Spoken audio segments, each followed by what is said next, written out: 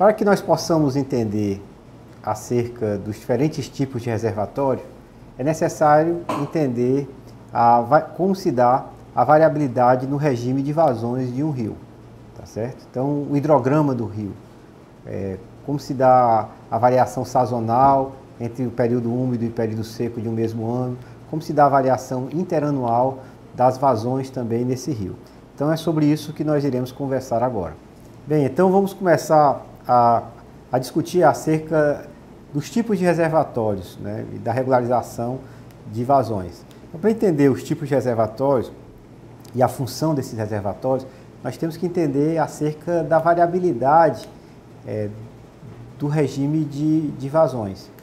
Então, nós temos, por exemplo, vazões maiores num período do ano do que em outros. Então, tem meses que nós temos vazões maiores e meses que a gente tem vazões menores. Então, vão existir reservatórios que a função desses reservatórios é exatamente transportar água dos meses mais úmidos para os meses mais secos. Existirão outros reservatórios que vão ter uma função de transportar a água por mais tempo, né? Então, ela vai pegar a água que escoa no rio em um ano mais úmido e levar essa água para um ano mais seco. Aquele primeiro reservatório a gente chama de intraanual, que pega água de alguns meses e leva para meses subsequentes. E esse que leva a água de um ano para o outro a gente vai chamar de plurianual. Vamos entender um pouco acerca do comportamento desses diferentes tipos de reservatórios. Para isso, observem esse gráfico aqui inicial que apresenta a variabilidade temporal das vazões na bacia do Rio Jaguaribe, na seção de Iguatu, onde nós vamos ter aqui na seção de Iguatu uma área de drenagem em torno de 20 mil quilômetros quadrados.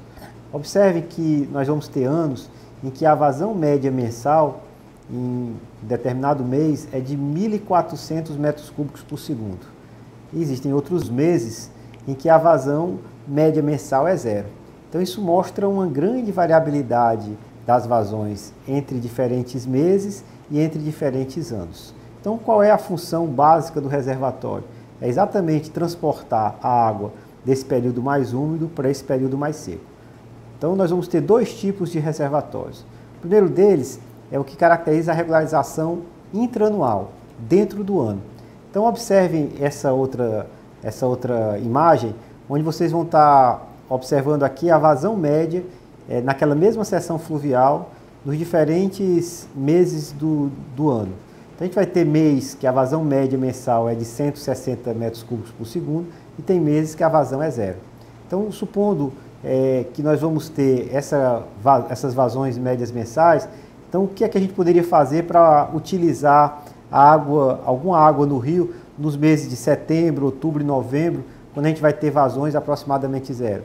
A gente poderia construir um reservatório que estocaria a água desse primeiro semestre do ano, dos meses 2, 3, 4 e 5, estocaria essa água e disponibilizaria essa água dos meses 7, 8, 9, 10 e 11. Esse tipo de reservatório é o que a gente vai chamar de um reservatório intraanual, ou seja, dentro do próprio ano, né? Então ele vai fazer esse tipo de regularização. Cabe observar que quando o reservatório faz isso, ele vai sempre ter alguma perda associada à evaporação ou então associada a picos de cheia mais elevados que podem levar ao vertimento desse reservatório. Então, esse é um caso específico de reservatório intraanual e nós vamos discutir mais na frente como dimensioná-los. O segundo tipo de reservatório é o reservatório plurianual. Nós podemos observar nessa outra imagem as vazões médias mensais daquela mesma seção fluvial do Rio Jaguaribe em Iguatu. Nós vamos ter anos, por exemplo, que as vazões médias anuais chegam a ser da ordem de grandeza de 225 metros cúbicos por segundo. E temos anos que as vazões médias anuais chegam a ser aproximadamente zero. Ou seja, durante todo o ano o rio praticamente não teve escoamento. Nessa localidade, por exemplo, a vazão média de longo prazo, ou seja, dessa série temporal toda, a vazão média foi de 34,7 metros cúbicos por segundo.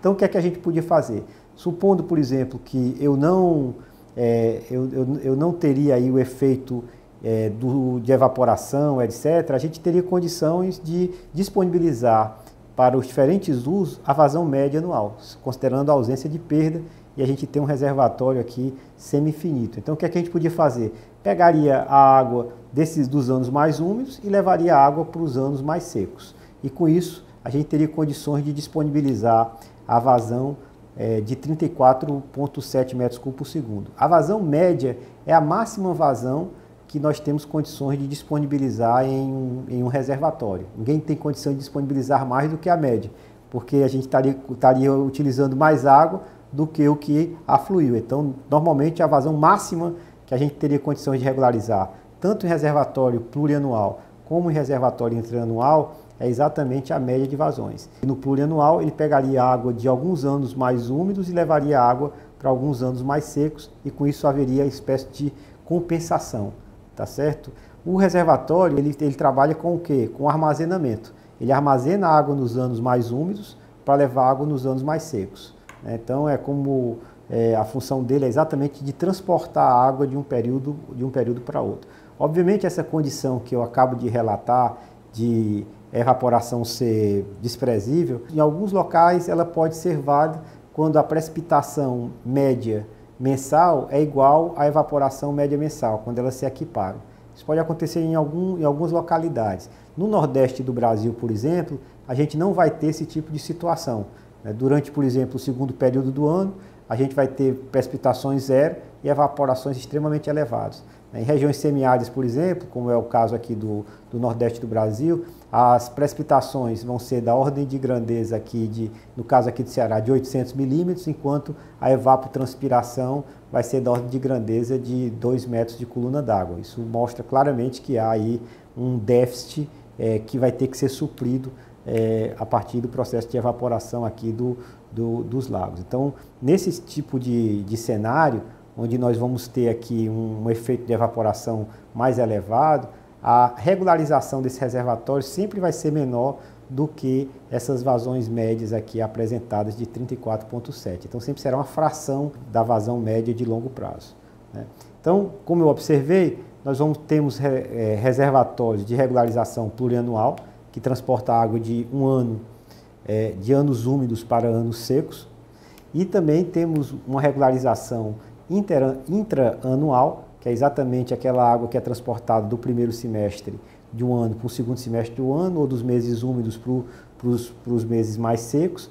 E existem outros tipos de reservatórios, que são reservatórios de compensação, que esses reservatórios, na realidade, o objetivo dele, às vezes, é regularizar a variabilidade que ocorreria na demanda ou na oferta durante um dia ou algumas horas, que nós chamamos esses reservatórios de reservatórios de compensação, que são bem menores do que os outros. Então, os tipos de reservatórios vão estar associados à escala de tempo em que nós desejamos realizar esta regularização do reservatório. E para esses reservatórios, nós teremos metodologias diferentes para cada um desses tipos de reservatório, por plurianual, por intraanual e por reservatório de compensação. Nós teremos metodologias de dimensionamento diferentes, como veremos em seguida.